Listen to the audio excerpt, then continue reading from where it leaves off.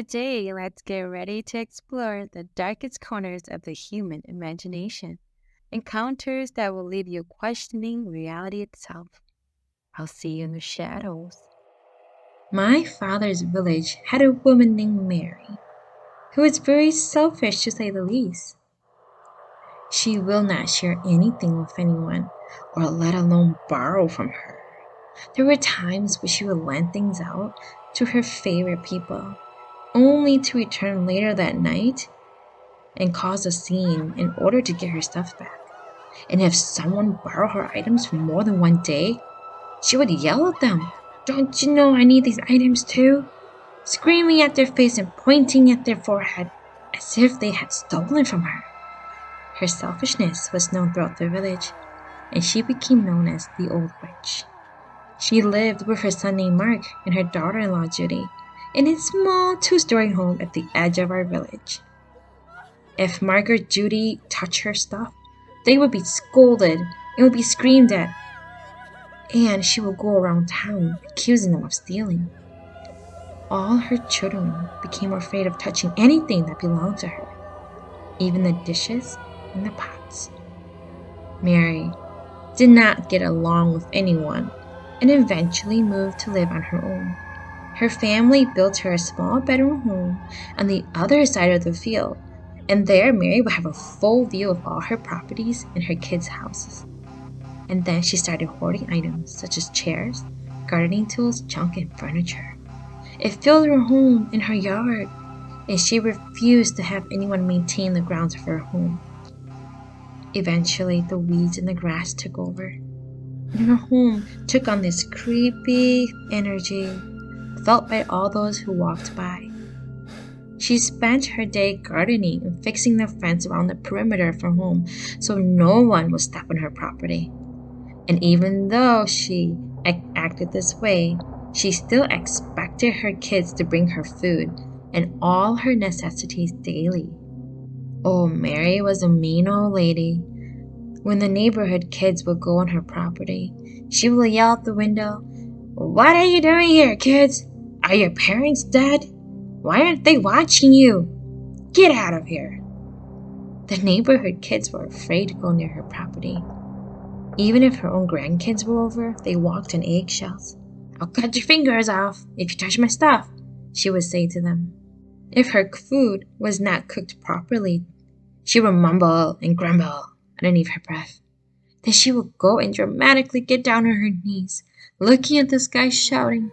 She would scream with her hands in the air to Grandpa because she thought Grandpa was in heaven looking down on her. She would curse and tell Grandpa how horrible the kids were and they made her this horrible food.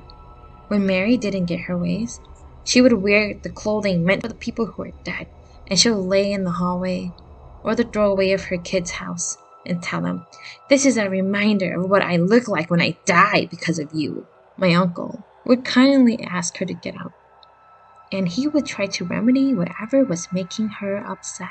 She would tell him that she knows everybody hates her and nobody will come to her funeral. And that's why she decided to wear the funeral clothing now, to remind all her kids of what will happen.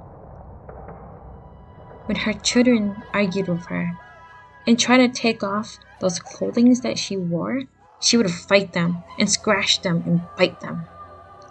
Even the elders of the village came to speak to her about this, and she continued her habits and continued to put on clothing meant for dead people whenever she was upset.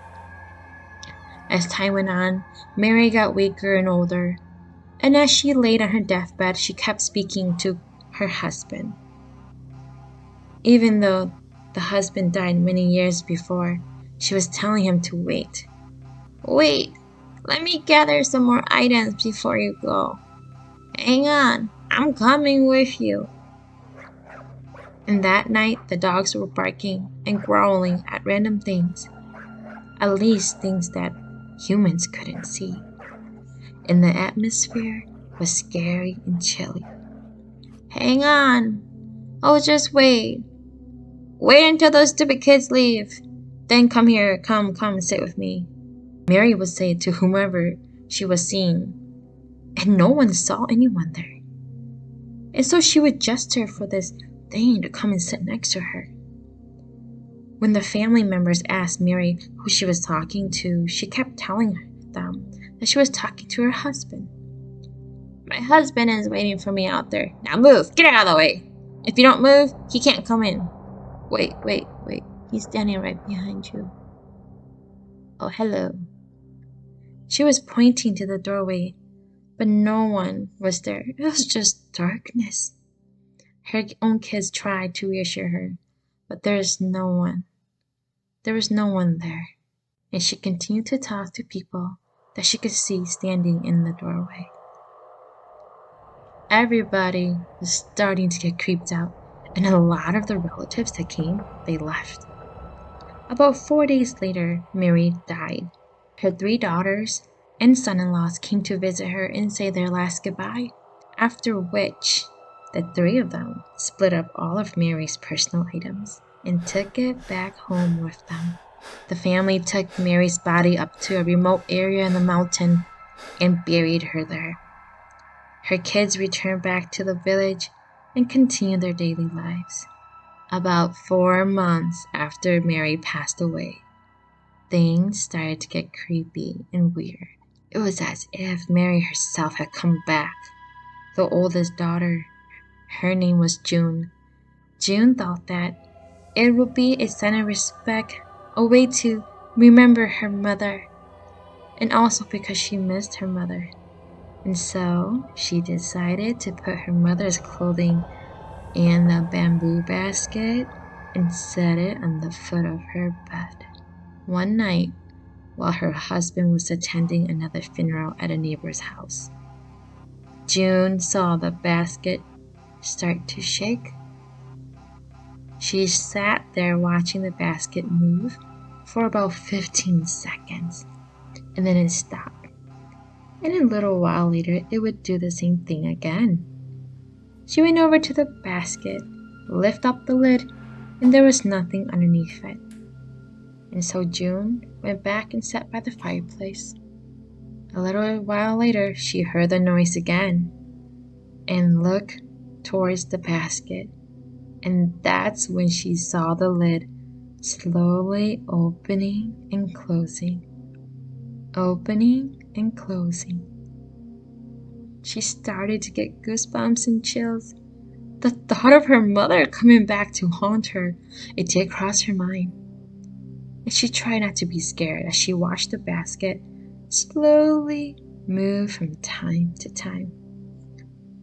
Because it was the middle of the night in her village, she was too afraid to run to her neighbor's home to find her husband. And so she just sat there, praying, clutching onto her yarn and her blanket, watching this basket as it slowly moved. Shortly after that, the basket stopped, and she heard a noise. She heard whispers, and the lid of the basket started to open about 3 inches, and a black, dark, slime-like manifestation peeked out of the basket. And it looked like it saw her, so it closed again. And it did that one more time. Except this time, it was a hand, a dark, black, slimy hand, coming out from inside the basket, as if it was trying to quietly crawl out of the basket. At this point, June was so scared, she just took off running. She barged through the door, found her husband, and demanded that he come back. "You gotta hurry up, you gotta come back and see," she said. "I saw something. I don't know what it is, but I saw something. I'm too scared. You need to come back with me in the house right now. The kids are still in the house." "What's the matter?" asked her husband. She told him that there was a black, creepy hand coming out of the baskets at the foot of her bed. And so the husband ran back home with her, and they checked around the house, looked at the basket, but there was nothing there. "Are you sure you saw something?" asked the husband as he looked around the house. I really did. It was black. It was coming out of this basket. It saw me and then it went back in," she said. June's husband came up with the conclusion that maybe his wife was just crazy. Okay, he says. Here's what I'm going to do. I'm going to take the basket and I'm going to put it all the way over here. And so he threw the basket into the corner of their courtyard. And he said to her, "Go to bed, June. Don't think too much." A few days later, as June was making lunch, and she noticed that basket rattling from the corner of her eyes as she was looking out the window into the courtyard. And this time it wouldn't stop. Little by little, shimmying its way closer and closer to the house. And June saw it again. The big black fog slime thing, this time with eyes peeking through the basket, opening the lid, just looking at her. Kind of like a child when they play hide and go seek and they're looking at you and you see them. So she hurried and she screamed for her husband and he came running in. Oh my god, the thing's moving again, it's moving again. Oh my gosh, you have to look, she told her husband. Her husband decided to look and stare at the basket that was now in the middle of the courtyard. After a few minutes, the basket moved, and the black fog creature peeked through from the basket again. At this point, the husband was so scared. He didn't want to be defeated by this thing that was manifesting at home, so he grabs one of the gardening tools and he charges towards the basket, shouting, "Get the hell out of here! You don't belong here! What are you doing in my house? Leave us alone!" The husband went and opened up the basket, ready to fight whatever was in there, and he saw a big black snake. At that moment, the snake tried to bite the husband, and the husband smacked it with the gardening tool and sent the snake flying across, and that black snake slithered away behind it. The husband went to look at the wall, look around the house, but he couldn't find anything, absolutely no sign of a snake anywhere. 1 week, their 2 sons decided to stay home by themselves. And so the younger one wanted to get up and go use the bathroom. And that's when he saw a white figure standing in the hallways.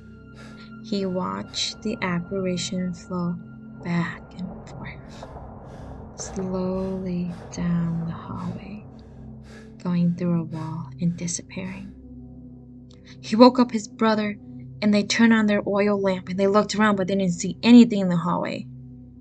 They're both so freaked out that they packed their stuff and ran over to their friend's house and slept over there instead. A few weeks later, as June was laying in bed, she heard the voice of her mother mumbling from the other side of the wall. She woke up her husband and they both listened, but they couldn't make out what the voice was saying to them. The voice, it just kept mumbling and whispering all night long, and neither one of them got any sleep. The next day, they were so tired. They were feeling exhausted. They were starting to feel overwhelmed.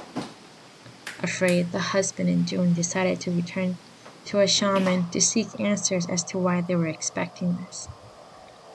The old shaman told them that this was just your mother who died, coming back to visit you and reclaim what belongs to her. "What are we gonna do?" asked June. How do we stop this?" The shaman told her to give a spiritual offering to your mother and return her items, and things should quiet down for a few days. And so June and her husband gave a little spiritual offering to their mother, and things did quiet down for a few days. About a month later, back at Mark and Judy's home, their grandson had come home late one night.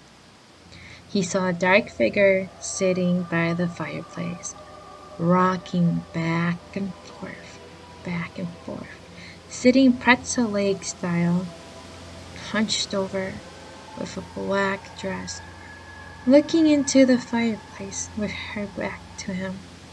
"Hey, Grandma." "Hey," he said. "Grandma, I guess she can't hear me." And he tried to talk to that person sitting there, But it didn't respond back. It just continued to sit, hunched over with her back to him, and he couldn't see her face. And that thing, it stood up and walked towards the back door, hunched over with long, messy hair. It never turned to look at them, but it dragged its dark outfit towards the kitchen. About a week later, Judy heard some noises coming from the backyard shed one evening, and as she peered through the window, she saw a person, a lady hunched over, looking through her shed. The doors were open. She thought, I thought I locked that. And as she got closer, she saw the lady was wearing the clothes that you would put on dead people. You know, people when they die and you're going to bury them. And that person was rummaging through the shed looking for something. And so Judy couldn't see the face. But it was not anyone that she would recognize. She went and said to her husband, "Hey, hurry up, someone's going through our shed. It might be a thief, it might be a homeless person, come on." So her husband took the flashlight out and walked towards her shed. "Hey, who are you? What are you doing here on my property?" The figure stopped and started to sway back and forth, as if walking backwards towards him. In that moment, he realized this was not a human being.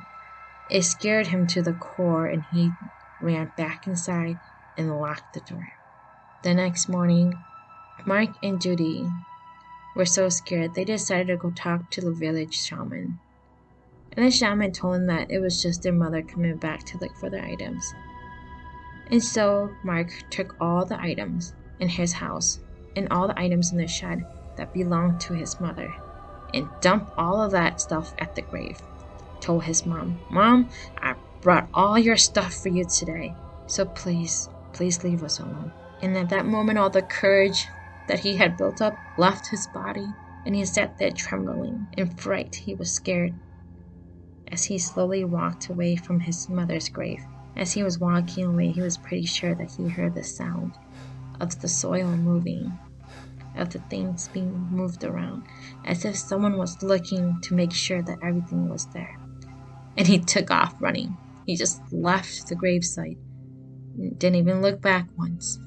Now going back to June's house, a couple of nights after that incident at Mark's home, June's daughter was getting ready for bed when something caught her attention. At first, it looked like the blanket had shifted slightly. But as she looked closer, between the edge of her bed and the wall were little skinny fingers, dark blue fingers, coming out from between the crack of her bed and the wall, as if someone was starting to crawl out. June's daughter was so shaken by the experience that she refused to go back into her room, and so she slept on the floor in her parents' room. As June's husband was getting ready to go to sleep, he was locking the doors when he noticed something. Someone opened the window. So he walked over there. He knew for sure that he had closed that window, but it was open again. So curious and a little puzzled, he started walking towards the window and then stopped right in his track because something was coming through the window. There was a long black arm reaching from the window as if going towards the gardening tool that was set right below it. The arm, slimy and slim, dark with long fingers and nails, reached from outside the window inside the home, trying to grab at the gardening tools.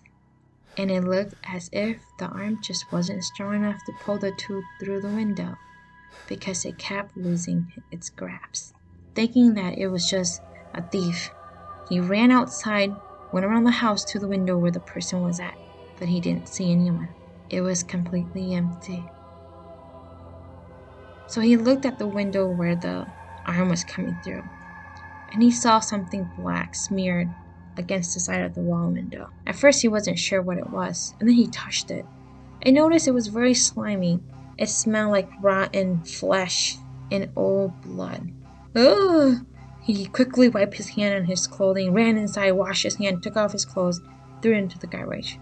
The next morning, he decided that he would bring it back to the grave. And he got there, and about 15 feet away, he just tossed it on the grave and took off running back home. When he got home, all of his energy and all of his courage and the life of him seemed to have been sucked dry, and he sat there in his chair, unable to even move. Later that day, an older couple from the neighborhood was walking home from the fields when they walked past Mary's grave.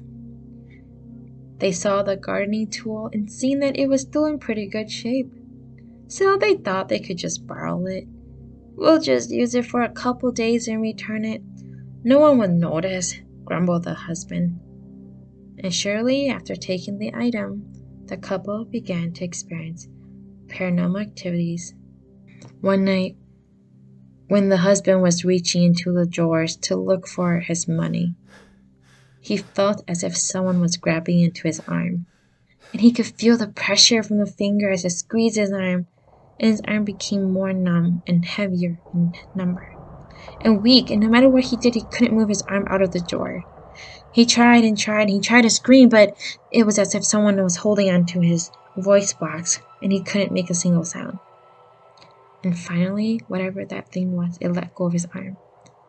And he ran out of his room and told his wife. That wife, she didn't believe in that stuff, so she shrugged it off. Later that night, around 1 or 2 in the morning, as they were settling down in bed, the couple heard whispers coming from the head of the bed.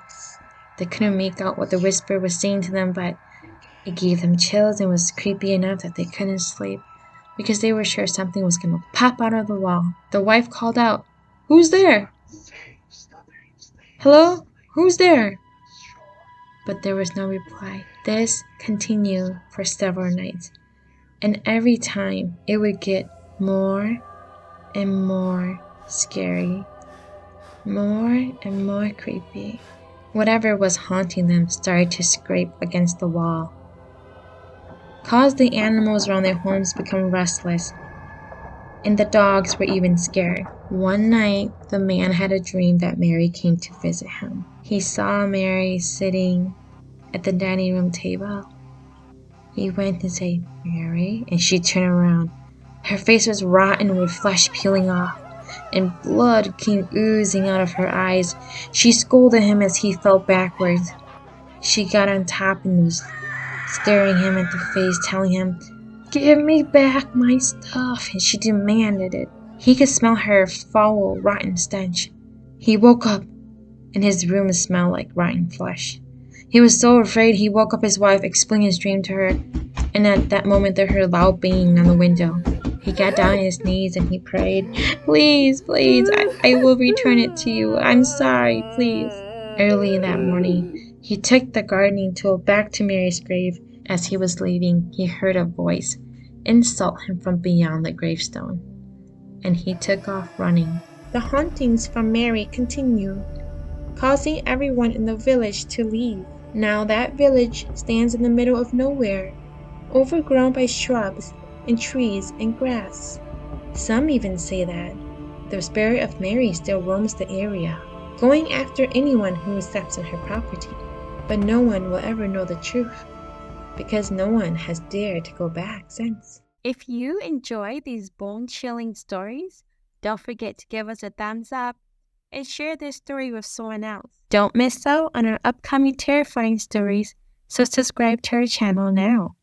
Stay vigilant in the darkness, for who knows what eerie mysteries await you. Until next time, sleep tight and let the nightmares come.